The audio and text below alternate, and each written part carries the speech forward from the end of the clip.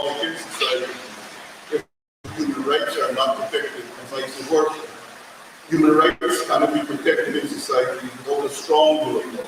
The rule of law is the implementation mechanism for human rights, turning them from principles into reality and discipline. Now, what are the rights which the rule of law protects? The rights which the rule of law protects are firstly the right of consistent independence, acceptance of the principle of all persons are presumed innocent, that no citizen should be arbitrarily arrested, no citizen should be arbitrarily imprisoned, no citizen should be arbitrarily deprived of their property, the rights of fair trial, rights of dignity, rights not to be subjected to cruel and inhumane treatment, rights to equality, not to be subjected to discrimination, freedom of association, freedom of expression, freedom of movement, and very importantly, the right to life. These aforesaid rights are generally set out in our domestic laws, such as constitutions and other domestic legislation. But workers and citizens, especially workers, are also entitled and beneficiary of rights, which are set out in international conventions, such as the Universal Declaration of Human Rights and the International Convention on Economic, Social, and Cultural Rights. It is of importance to note that the International Labour Organization has established a system of international labour standards. These standards cover ranging from freedom of association and collective bargaining to freedom against discrimination and equal pay. The United Nations Guiding Principles on Business and Human Rights recognize that it is the state's responsibility to ensure that appropriate and adequate laws are in place to secure workers and mechanisms for the effective enforcement of such laws. Recognizing that workers are both employed by the state and by businesses, the United Nations Guiding Principles on Business and Human Rights provided that it is the responsibility of business enterprises to respect human rights, enforce internationally recognized human rights, understood at the minimum as those expressed in the International Bill of Human Rights and the principles concerning fundamental rights set out in the International Labour Organization Declaration on Fundamental Principles and Rights of Work. The rights which are protected by the rule of law are important to you as a citizen and as a worker, as they seek to ensure that you are treated with dignity, as well as the creation of an environment which promotes, sustains, and fosters your own professional and personal growth, equal access to resources and opportunities. The rights and rule of law system is also important to you as a citizen and as a worker because it secures your right to freedom of association, which includes your right to choose not only to associate, but to join and support a political party of your choice, but to associate and join and support and employ your organizations and associations, such as trade unions, which promote and defend your rights in an industrial or employment context. The right to freedom of association embraces also the right to drop the constitutional rules of employing organizations and associations. So you need to organize activities for those organizations.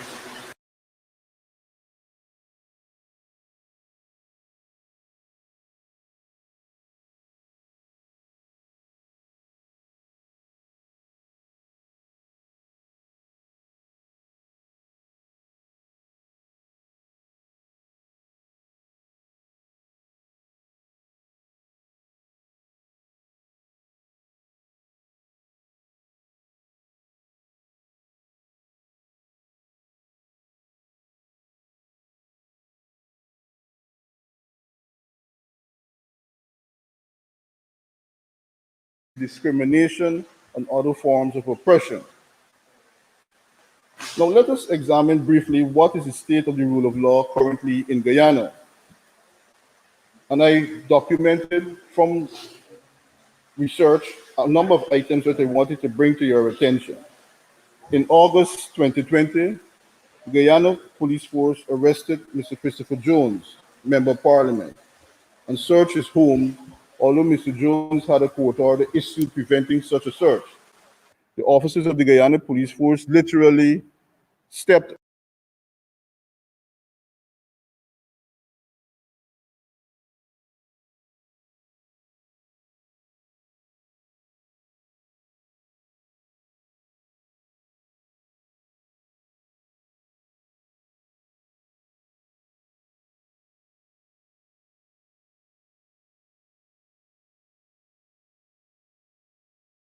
the rule of law is the freedom and ability to express and communicate ideas widely and freely. United States of America in its State Department report on Guyana states, I quote, "The ruling party's monopoly of state media creates an imbalance in public discourse and tends to give them a public affairs advantage," end of quote. The law, as it stands currently, while it prohibits anti-union discrimination by employees, does not specifically require the reinstatement of workers fired for union activity. Another issue I would like to bring to your attention is that the National Assembly passed the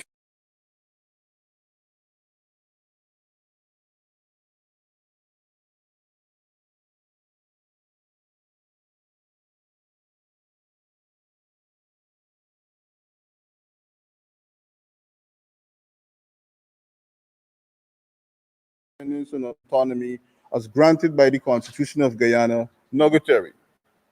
This act is in breach of the Constitution, and the usurpation of authority by the executive over the constitutional agencies is a flagrant and grave breach of the provisions of the Constitution, which provide for the financial independence and autonomy of the constitutional agencies. It is therefore important that workers be prepared to stand up and defend the rule of law. Defending the rule of law is defending the citizens and workers' right to equality of opportunity, freedom from discrimination, freedom to associate, and defending the dignity of citizens and workers. I posit that the effective defense of the rule of law requires citizens and workers' vigilance at many levels. Firstly, at the workplace by joining and creating employee organizations and associations. And secondly, at home and in the community by teaching, talking, and advocating for the rights of workers and citizens. The effective defense of the rule of law by workers and citizens require them to join and support political organizations that support workers' rights and citizens' rights. William H. Newcomb, the founder of the World Justice Project, stated in the World Justice Report of 2020, and I quote, "The rule of law is not just a matter for judges and lawyers. It is the bedrock of communities of justice, opportunity, and peace. We are all stakeholders in the rule of law, and therefore we all have a role to play in upholding it." Thank you very much.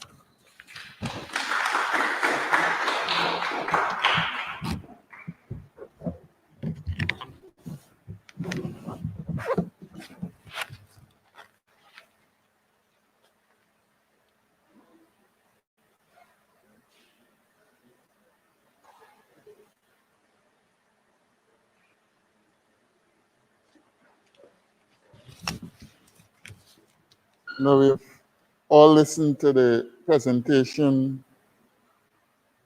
by Mr. Ford, and I do not know if you have any questions. If you have any questions at this time, any questions from the students? If no, let me thank Mr. Ford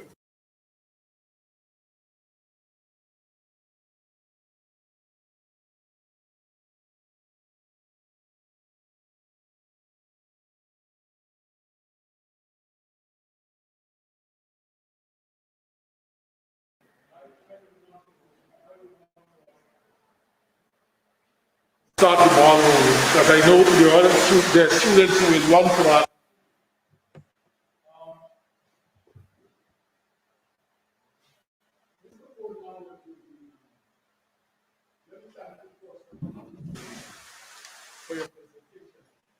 Very, very incisive.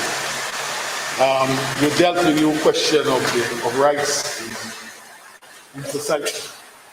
In your own advocacy as the Shadow Minister for Labor, I guess we have looked at the laws that are the current laws that protect those rights. While they are in the Constitution, do you believe there are legislations in place to give teeth and meaning to those rights that have been promulgated and enshrined in the Constitution? I believe that we have laws in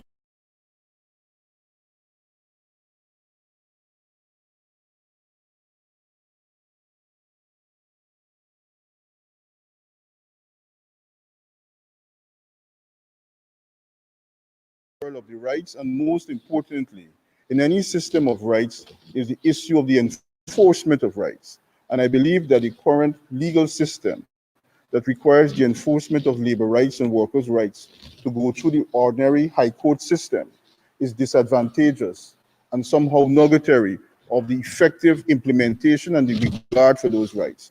So it is my view that we must have an industrial court passed as soon as possible, which will be geared and set up peculiarly and only for the ventilation of issues in relation to workers' rights and for the effective pronouncement of workers' rights. So I did believe that that is an essential weakness, an essential absence in our laws, the existence of an industrial court or an industrial tribunal.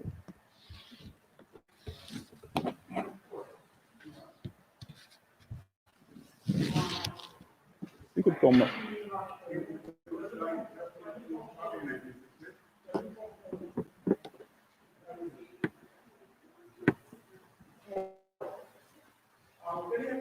Using that kind of court here again, right now. Was there any attempt at the use of the court in Ghana right now? Industrial court? Yeah, right. My research informs me that it has been discussed numerous times in the past. I believe when UPNU AFC was empowered, there were some discussions about an industrial court. I believe that it would have been the advice of the International Labor Organization when they did a review a few years ago on the status of labor in Guyana, that it is something that should be done. It is not something that requires, in my view, an extraordinary amount of work, but what it requires is an extraordinary amount of commitment and will, because these courts exist in the Caribbean. We have models of it in Antigua. We have models of it, I believe, in Trinidad and Tobago. Those are two prominent examples of the industrial court.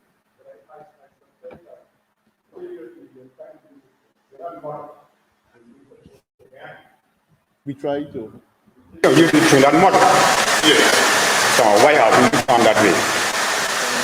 I can't come to a conclusion as to why it was not even implemented. For me, right now, it's whether we go the Trinidad model or we go the Antigua model. I believe that laws are always progressive. And even the best law enacted at a point in time, in a few years or 10 or 15 years thereafter, will have deficiencies. And there will always be the need for continuous review. But what I am very certain about, what I'm very insistent on, is that we must have an industrial court. Even the most basic court,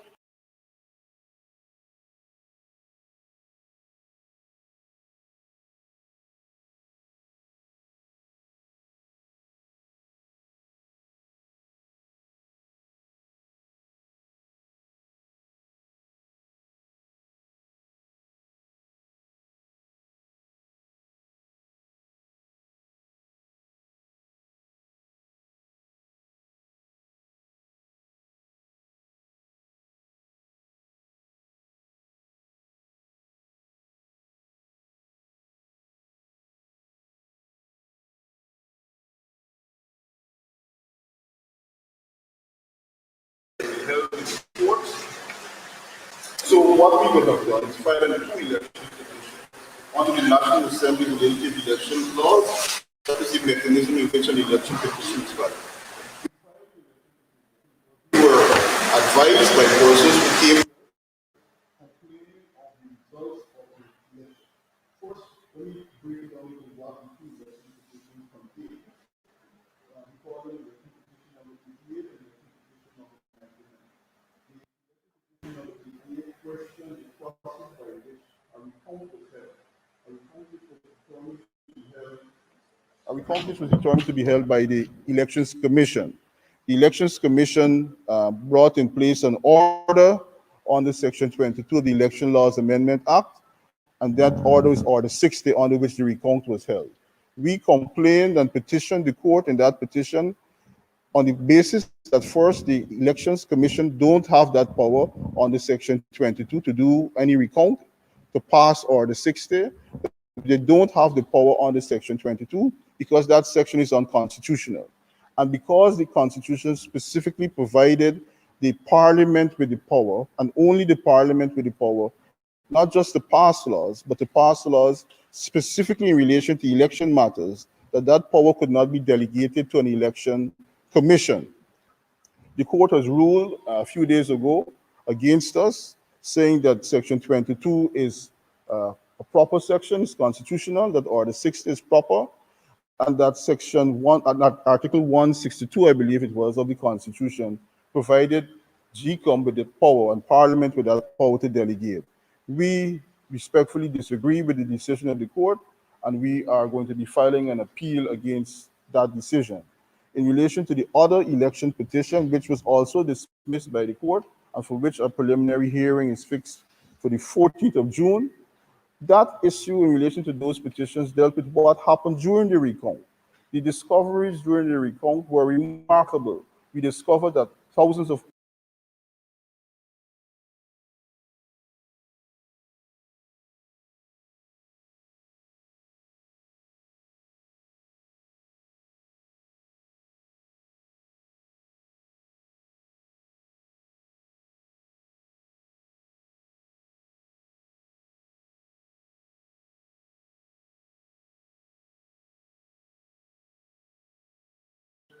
office, and we submitted them to GCOM.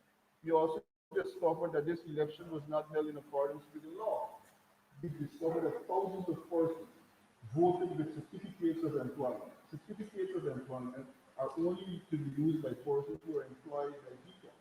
And then we had the situation where thousands of persons in this election attempted and did vote using oaths of identity, where that is where persons would have turned up to vote without any single piece of document identifying them or authenticating them or linking them with a person registered as the official use of election. And most importantly, we had a situation where 49 ballot boxes, totaling almost 11,600 votes. Along with all these votes, there was not a single documentary report authenticating those persons who would have voted. Now, I did not deal with those issues